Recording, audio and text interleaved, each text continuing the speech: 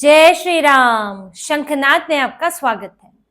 ममता बनर्जी के लिए कहा जाता है कि बहुत ही जुझारू नेता हैं।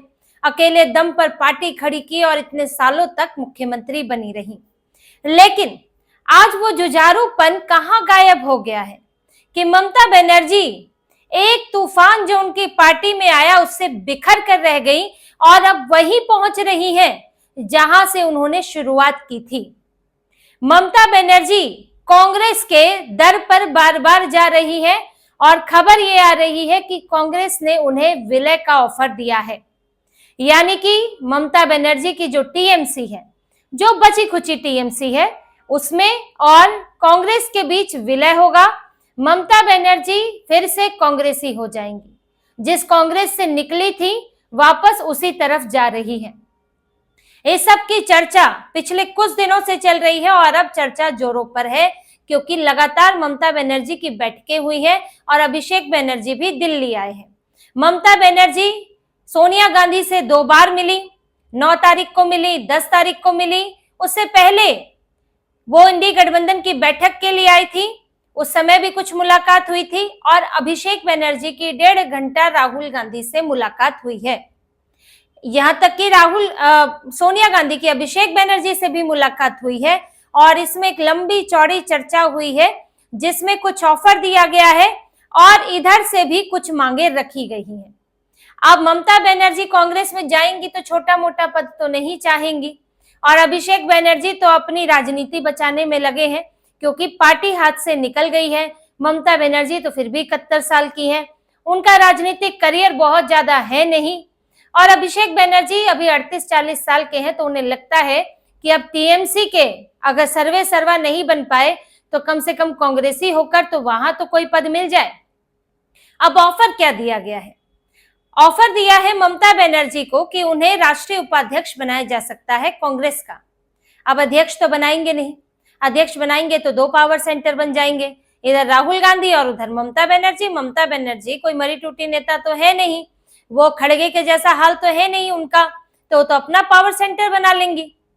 तो उन्हें अध्यक्ष नहीं बनाया जाएगा, उन्हें बनाया जाएगा उपाध्यक्ष जिसकी कोई शक्ति नहीं होती है। और अभिषेक बनर्जी को महासचिव बना दिया जाएगा। कई महासचिव हैं इनकी पार्टी में और उनमें से एक ये भी हो जाएंगे, जैसे सुरजेवाला हैं, यहाँ से वेणुगोपाल भी तो महासचिव ही हैं। हालांकि दोनों की शक्तियों में बहुत अंतर है लेकिन कई महासचिव हैं, जैसे प्रियंका वाड्रा भी आती है तो ये भी एक महासचिव हो जाएंगे। लेकिन तृणमूल कांग्रेस की तरफ से भी कुछ मांगे, कुछ शर्तें रखी गई हैं। अभिषेक बनर्जी ने जो बैठक की राहुल गांधी से, उन्हें ममता बनर्जी के लिए राज्यसभा की सीट चाहिए और साथ ही नेता प्रतिपक्ष का पद चाहिए राज्यसभा में, जो कि अभी मल्लिकार्जुन खड़गे के पास है। मल्लिकार्जुन खड़गे के अध्यक्ष की सीट तो पहले ही जा रही है। अब कांग्रेस अपना अध्यक्ष बदलने वाली है, 4 साल इनको हो गए हैं, लगभग 5वां साल भी लग जाएगा। तो अब नया अध्यक्ष कांग्रेस ढूंढ रही है और होते होते 1 साल तो लग जाएगा, तो 5 साल पूरे हो जाएंगे। और नेता प्रतिपक्ष है, अभी तो उन्हें संसद भेजा जा रहा है, लेकिन इन्होंने शर्त रखी है कि राज्यसभा भेजा जाए और नेता प्रतिपक्ष बनाया जाए। यानी कि वो केंद्र की राष्ट्रीय राजनीति में आना चाहती है ममता बनर्जी। वो तो लोकसभा से लड़ना चाहती थी लेकिन यूसुफ पठान ने हामी नहीं भरी, इस्तीफा नहीं दिया। ममता बनर्जी के पास तो लोकसभा सांसद ही नहीं है जिनसे इस्तीफा दिलवाकर वो खुद वहां से जीत सके। दिलवा भी दे इस्तीफा तो जीतना भी बड़ा मुश्किल है। यूसुफ पठान से इसलिए कह रही थी क्योंकि मुस्लिम बहुल इलाका है बहरामपुर और ममता बनर्जी को लगता है कि मुसलमान तो उन्हें कम से कम जिता ही देंगे इनकी, और कहीं तो इनको उम्मीद होती नहीं है, मुसलमानों के बिना इनकी सांसें भी नहीं चलती हैं। तो ममता बनर्जी का वो प्लान तो फेल हो गया, लेकिन वो राजनीति से गायब नहीं होना चाहती। बंगाल की राजनीति से लगभग गायब हो रही है, तो यहाँ राष्ट्रीय स्तर पर वो दिखना चाहती है लोकसभा में या राज्यसभा में, ताकि कल को मौका लगे तो वो बंगाल में कोई खेल कर सके, फिर से वही चीजें वापस पा सके। लेकिन अगर गायब ही हो गई, बिल्कुल नजर ही नहीं आई, तो फिर तो कोई मौका नहीं बचेगा। तो ये सब सोच रही है ममता बनर्जी। उन्होंने कांग्रेस से समय लिया है इसके लिए, लेकिन ये बहुत अधिक संभावना लग रही है कि अगर ये शर्तें मान ली जाती हैं तो ममता बनर्जी विलय कर लेंगी। अभिषेक बनर्जी को भी एक किनारा मिल जाएगा क्योंकि अभी तो ऐसे मजेदार में है कि पार्टी गई, ऊपर से कानून केस पर केस लगे हुए हैं, इतने केस लगे कि अपने खर्चे से तो उन्हें लड़ भी ना पाए। इसलिए ये लोग कांग्रेस का सहारा ढूंढ रहे हैं, जबकि ममता बनर्जी खुद कांग्रेस से अलग होकर गई थी। 1997 में उन्होंने अपनी अलग पार्टी बनाई थी, तृणमूल कांग्रेस। कांग्रेस में बंगाल में वो काफी एक्टिव थी, प्रभार भी चाहती थी, लेकिन उन्हें लगा कि कांग्रेस में वह अहमियत नहीं मिलेगी। यहाँ पर और कांग्रेस के भी वरिष्ठ नेता थे जिनके बीच में बढ़ना उन्हें नामुमकिन लगा। इसलिए उन्होंने अपना आधार खुद बनाने की कोशिश की और एक अलग पार्टी बना ली। और जब उन्होंने पार्टी बनाई तो उसके बाद कम्युनिस्ट पार्टी की भी सरकार थी और कांग्रेस जो है धीरे धीरे गिरती चली गई। और ममता बनर्जी अपनी एक्टिविटी से, इसमें कोई दो राय तो है नहीं कि उन्होंने शुभेंदु अधिकारी जैसे अधिकारी परिवार को अपनी पार्टी में लिया। शुभेंदु अधिकारी से काफी मदद मिली, उनके परिवार से मदद मिली ममता बनर्जी को। ममता बनर्जी ने, जैसे कि आज बीजेपी ने कम्युनिस्ट पार्टी का डर भगाया है, तृणमूल कांग्रेस का डर भगाया है, वैसे ही कभी तृणमूल कांग्रेस ने कम्युनिस्ट पार्टी का डर भगाया था। ये कहा था चुपके चुपके तृणमूल कांग्रेस को वोट करें और किसी से बोलने की जरूरत नहीं है कि हम किसको वोट करना चाह रहे हैं। चुपचाप आप, जैसे कहा भी जाता था, चुपे चाप फूल छाप, तो यानी कि चुपचाप आप टीएमसी को वोट करें। अब ममता बनर्जी ने जब डर कम किया तो उन्हें लोग सत्ता में लाए, लेकिन ममता बनर्जी ने ये किया कि वो खुद वही डर का काम करने लगी, डर का व्यापार करने लगी। और वही जो गुंडे कम्युनिस्ट पार्टी में थे वो ममता बनर्जी की पार्टी का हिस्सा बन गए, जिसका खामियाजा आज ममता बनर्जी को भुगतना पड़ा कि उन्होंने 3 बार लगातार वो मुख्यमंत्री रही, लेकिन जैसे ही सरकार गई वैसे ही पूरी पार्टी बिखर गई। ऐसा कहीं नहीं हुआ है। डीएमके सत्ता से हटी तो क्या डीएमके बिखर गई? कांग्रेस कहीं सत्ता से हटी है, क्या कांग्रेस पूरी तरह बिखर गई है? क्या राजद बिखर गई है? क्या अखिलेश यादव की पार्टी बिखर गई है? लेकिन यहाँ टीएमसी बिखर गई, क्योंकि दादागिरी सिर्फ बाहर नहीं चलती थी, दादागिरी पार्टी के अंदर भी चलती थी और उसमें अभिषेक बनर्जी का महत्वपूर्ण योगदान था। अभिषेक बनर्जी के खिलाफ ममता बनर्जी कुछ सुन नहीं पाती थी और इस कारण इनकी पार्टी के अंदर रोष जो है वो पनपने लगा। और जब सत्ता हाथ में नहीं रही तो वो गुस्सा, वो नाराजगी खुलकर सामने आ गया। आज ममता बनर्जी के पास अपनी ही पार्टी नहीं है। इनके 20 सांसद एनडीए का समर्थन करने के लिए पत्र लिख चुके हैं। इनके 60 विधायक एक अपना अलग गुट बना चुके हैं। ममता बनर्जी के पास कुछ नहीं रह गया है। ऐसे में परेशानी तो है, इसमें कोई दो राय नहीं है कि आप वहां पर अब ना के बराबर हो। कल को वहां पर अभी अध्यक्ष बनाया हुआ है ममता बनर्जी को, फिर कल को अध्यक्ष पद से भी हटा देंगे, सलाहकार बनाकर छोड़ देंगे। अभिषेक बनर्जी को तो कोई पद ही नहीं दिया गया है। फिर ये पार्टी पूरी तरह से ऋतुपत बनर्जी की पार्टी या जो लोग भी मोबिलाइज कर रहे हैं उनकी पार्टी हो जाएगी, जैसे कि शिवसेना शिंदे की हो गई और उद्धव ठाकरे की पार्टी अब पूरी तरह से खाली हो रही है, उनके भी सांसद जाने वाले हैं। लेकिन इस बीच में ऋतुपत बनर्जी ने भी एक बात कह दी है कि भाई ये कौन सी टीएमसी का विलय हो रहा है, असली टीएमसी तो हमारे पास है, तो ये टीएमसी का विलय तो है नहीं, ये तो ममता बनर्जी और अभिषेक बनर्जी का विलय है। यानी कि टीएमसी नहीं जा रही है, ममता बनर्जी और अभिषेक बनर्जी टीएमसी छोड़कर कांग्रेस में जा रहे हैं। इसको इस तरह से भी देखा जा सकता है, ये पार्टी बदल रहे हैं क्योंकि पार्टी इनके साथ नहीं जा रही है। तो ममता बनर्जी के लिए अपना राजनीतिक अस्तित्व बचाना, अभिषेक बनर्जी के लिए अपना राजनीतिक अस्तित्व बचाना मुश्किल हो रहा है। इसीलिए ये कांग्रेस के पास पहुंचे हैं कि अब कांग्रेस की बैसाखी पर हम जो है कुछ कर पाए।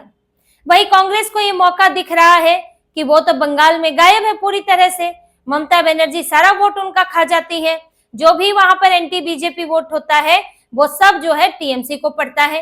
अब कांग्रेस को ये लग रहा है कि टीएमसी का एक मजबूत चेहरा यानी कि ममता बनर्जी, वो अब अगर उनकी पार्टी में शामिल होंगी तो यानी कि इससे कांग्रेस मजबूत होगी, बंगाल में सीधे सीधे बीजेपी को चुनौती देगी। तो कल को बीजेपी वर्सेस कांग्रेस हो सकता है, जिसमें कांग्रेस के लिए कभी भी मौका आ सकता है कि वो बंगाल जीत ले। लेकिन इतना आसान नहीं होने वाला है, क्योंकि ऋतुपत बनर्जी का भी खेमा है और वो खेमा भी अपने लिए तैयारी कर रहा है एक अलग टीएमसी खड़ी करने की। क्योंकि ऐसा तो है नहीं कि टीएमसी का वोट खत्म हो चुका है, जो भी एंटी बीजेपी वोट है, भाजपा विरोधी वोट है, वो कहाँ पड़ेगा? या तो कांग्रेस को, कम्युनिस्ट पार्टी को, या टीएमसी को, या कुछ जो मुस्लिम पार्टियां खड़ी हो गई है उन्हें मुस्लिम इलाकों में पड़ेगा। तो ऐसे में ये टीएमसी भी मौजूद है। अब ये आगे अपने आप को कितना मजबूत कर पाती है इसके ऊपर है। तो कांग्रेस को एक चांस दिख रहा है और टीएमसी को एक, ममता बनर्जी को एक सहारा दिख रहा है और इसके लिए खूब लॉबिंग चल रही है। और लॉबिंग में सबसे आगे संजय राउत है। 5 जून को उनका एक बयान आया है, उन्होंने कहा एक इंटरव्यू में कि जो पार्टियां कांग्रेस से अलग हुई थी उन्हें एकजुट हो जाना चाहिए, कांग्रेस का हिस्सा बन जाना चाहिए। वो ये अगर अपना अस्तित्व बचाना चाहती हैं, बीजेपी से मुकाबला करना चाहती है तो उन्हें शामिल हो जाना चाहिए। टीएमसी है जैसे, शरद पवार की एनसीपी है जैसे। अब आप देखिए संजय राउत की लॉबिंग, इतनी लॉबिंग तो उद्धव ठाकरे के लिए भी नहीं करते हैं जितनी वो कांग्रेस और शरद पवार के लिए करते हैं।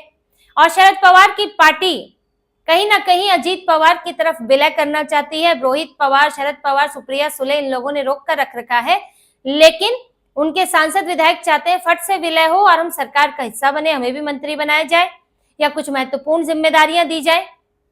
लेकिन वो रुका हुआ है और इससे पहले ये सलाह दे रहे हैं कि नहीं कांग्रेस में विलय कर लो। उन्हें भी लगता है कि विलय तो होना ही है तो उधर से अच्छा इधर हो जाए, और टीएमसी को भी सलाह दे रहे हैं। अब संजय राउत को तो अपनी संसदीय की चिंता रहती है, 2028 में कार्यकाल खत्म होगा तो उन्हें चाहिए वोट चाहिए। उद्धव ठाकरे तो पहुंचा नहीं सकते अकेले उन्हें राज्यसभा, तो कांग्रेस और शरद पवार की जरूरत पड़ेगी तो उनके लिए लॉबिंग करते रहते हैं, जी हजूरी करते रहते हैं। फिर यहाँ से राजदीप सरदेसाई, सबा नकवी जैसे ये कांग्रेस के चाटुकार पत्रकार, ये लोग भी लिख रहे हैं कि कांग्रेस से अलग हुए दलों को अब सोचना चाहिए एकजुट होने पर।